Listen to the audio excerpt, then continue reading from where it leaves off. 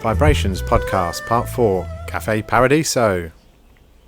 Holy ho, I'm Gary Brightman, and this is my weekly podcast called VIBErations. Vibe is a book and music shop situated on Lantau Island in Hong Kong, established in 2018.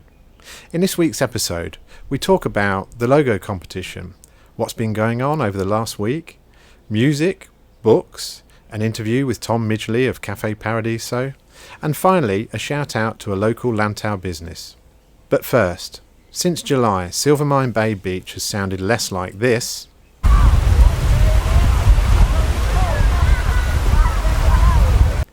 and more like this. May I have your attention, please? In view of the latest situation of COVID-19, the facilities at this beach, including toilets, changing rooms, showering facilities, and barbecue area, are all temporarily closed. This is due to Hong Kong's third wave of C-19.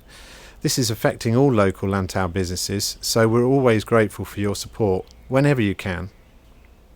We're now 5 weeks into the competition to design a logo for VIBErations podcast, based on our existing Vibe logo. Offering a $500 prize, we remain at 4 contestants, with only 2 submitting designs so far. Closing date is this Saturday, the 3rd of October. If you wish to enter, simply email me at vibehk@icloud.com and I'll send you the Vibe logo and some basic guidelines. So what's been happening at the shop over the past week? We've received an avalanche of book donations. We are grateful for them. Well, the books which are in good condition with no or low foxing. By the way, the dictionary definition of foxing is disfiguring small yellow-brown spots or blotches on paper. The 2 main causes are mould and iron containments in the paper. Moulds feed on the paper itself, as well as any dirt or organic material on it, for example finger marks, food stains and squashed insects. We would like to be involved in the decision-making process of whether we can accept your donations or not.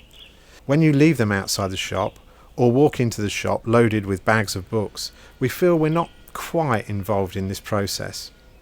I guess that's a very British way of saying, please call, email or WhatsApp to discuss your potential donations. That said, we are very grateful and have received some excellent books in the past. Music. A reminder that we stock local Hong Kong artists' CDs and vinyl, from GDJYB to the Red Stripes, and from Celestial to the Sleeves, and not forgetting the highly talented piano playing of Jacqueline Lung. There is nothing we like more than supporting local bands and artists, so if you have CDs or vinyl that are in need of a music shop, we're here on Lantau. Books. So we're currently still in a book concession freeze. Hopefully in the coming weeks we'll have an update on this. We're also happy to order books for you, should you need them for the new school or college terms, or just for pleasure. And now for the interview with Tom Midgley of Cafe Paradiso in Mui Wo. I'm here today at Cafe Paradiso with my good friend and Mui Wo cafe owner, Tom Midgley.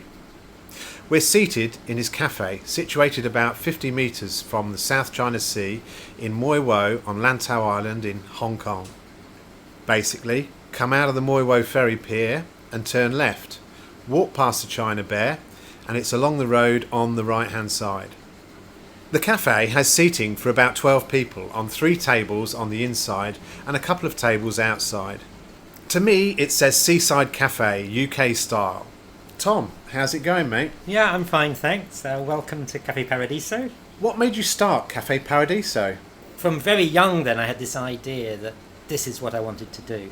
Yeah. So you came over in 94, very gutsy actually, just to get on that aeroplane with a one-way ticket. Then it was a question of working very, very hard. So you said 4 people went into business, you being one of them. What happened to the other 3? They stayed with me until I moved. I closed that shop, or we had to move out because of rents. Okay. So then I decided to do my own thing, which is what I always wanted. Yeah. And I moved because I was the one running the shop anyway. Right. So they were just silent partners. And then I moved to Mui Wo to start up my own shop, just me running it. What sort of things do you sell here? Teas, coffees, drinks, Yeah. smoothies, and then also breakfasts, which are British cooked breakfasts and things like bacon rolls and croissants. people come from Hong Kong Island, people come from the New Territories, from TST, for this experience, and you see it all the time. You see it on social media, and there's a good reason for that. And also the other thing is that all our food is freshly made, so when you can order anything from the menu and you can change it around. If you order a cappuccino, you can have any coffee bean, so you can choose a Brazil cappuccino or a Tanzanian cappuccino, an Indian cappuccino.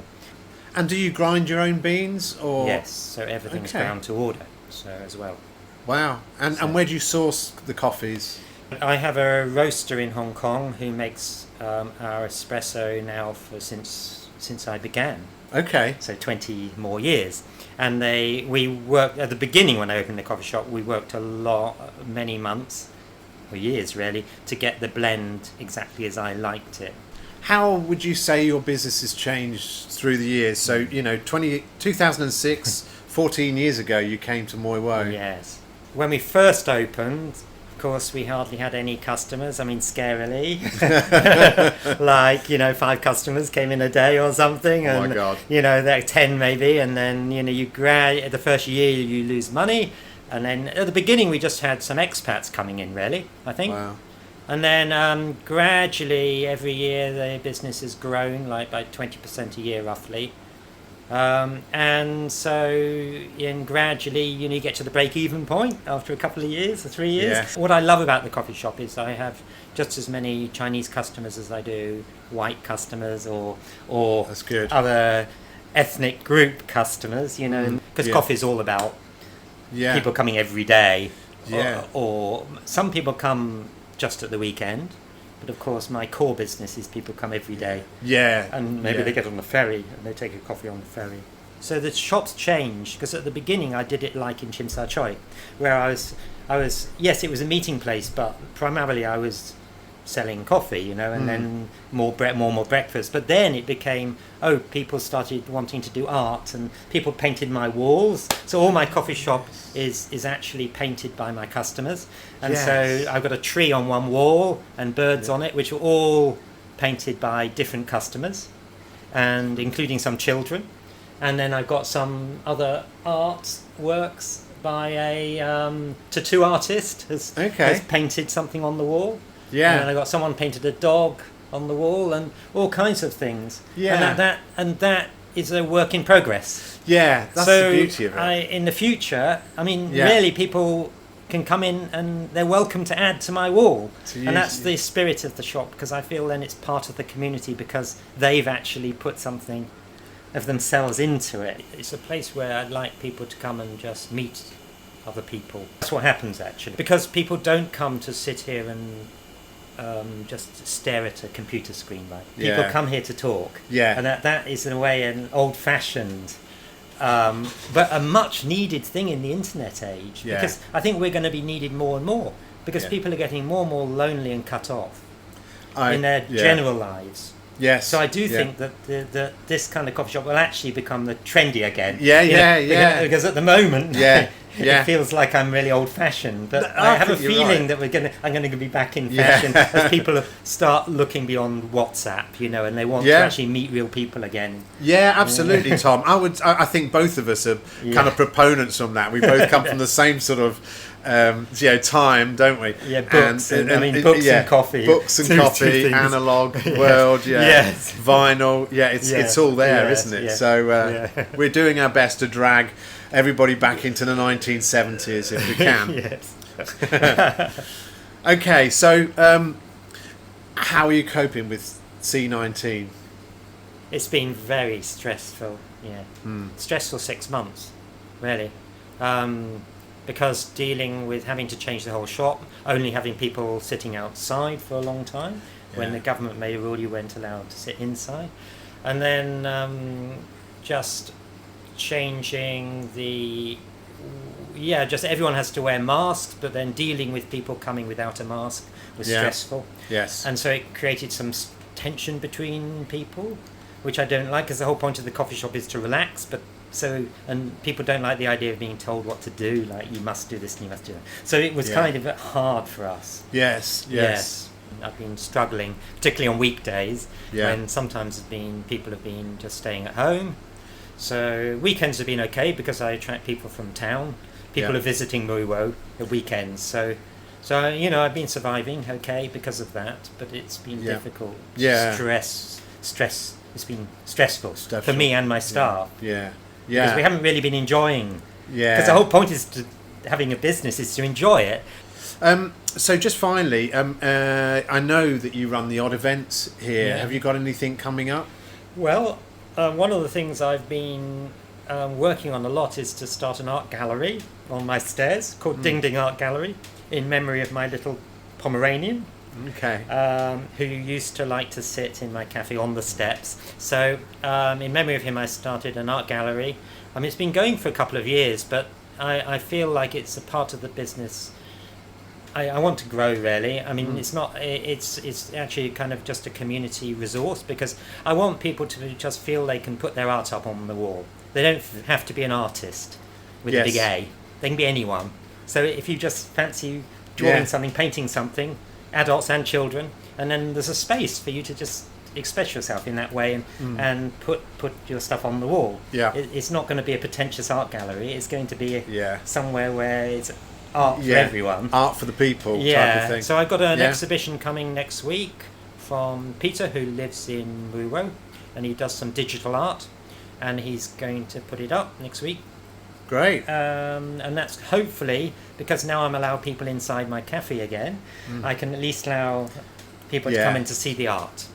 So that's going to be really nice. And then I also have a collection box for Spark Alliance, which is a group that supports prisoners in Hong Kong, political prisoners. And I do letter writing and postcard writing for those prisoners, and I arrange for delivery to the prisons. And I think that is also a very important thing, because in Muiwo, because 10,000 people over the last year have been arrested. In Muiwo, everyone knows someone. Nearly everyone knows people know someone who's been arrested, and so I think it's really important we don't forget them. And they're on Muiwo, they're on Lantau, actually, in the prison here. So it is they are actually local. But they just can't come to my coffee shop. But I think that I feel passionately we need to not forget that people have sacrificed their lives. Often teenagers have sacrificed their lives for democracy in Hong Kong, and so it's just something I feel strongly about. So that's why I have a collection box here for Spark Alliance, which you're welcome to come and put money in, and also write letters to prisoners and postcards, and you can drop them off at the coffee shop, and I will arrange for delivery. Thank you very much, Tom, for the interview. It's been great. This week's shout out to a local Lantau business goes to the Deer Horn. This Nepalese restaurant and bar is located 3 doors up from McDonald's, and yet this is the only thing they have in common. Run by Pushpa and Robinson, they serve authentic traditional Nepalese dishes, from curries with fresh herbs to unique Nepalese barbecue. They even have the familiar Italian choices of savoury pasta and creamy risotto. Not forgetting a classic English cooked breakfast which really hits the spot. They're open from 12 midday until 11 p.m. daily. For more information you can visit their Facebook page, Deer Horn Restaurant and Bar. Well, that's it for another week. Thanks for listening to the 4th Vibe book and music podcast called VIBErations. I'm Gary Brightman. You get my vibe? Can you imagine what this old island must have looked like to those Dutch sailors when they first saw it? Fresh green, like a dream of a new world. They must have held their breath, afraid it would disappear before they could touch it.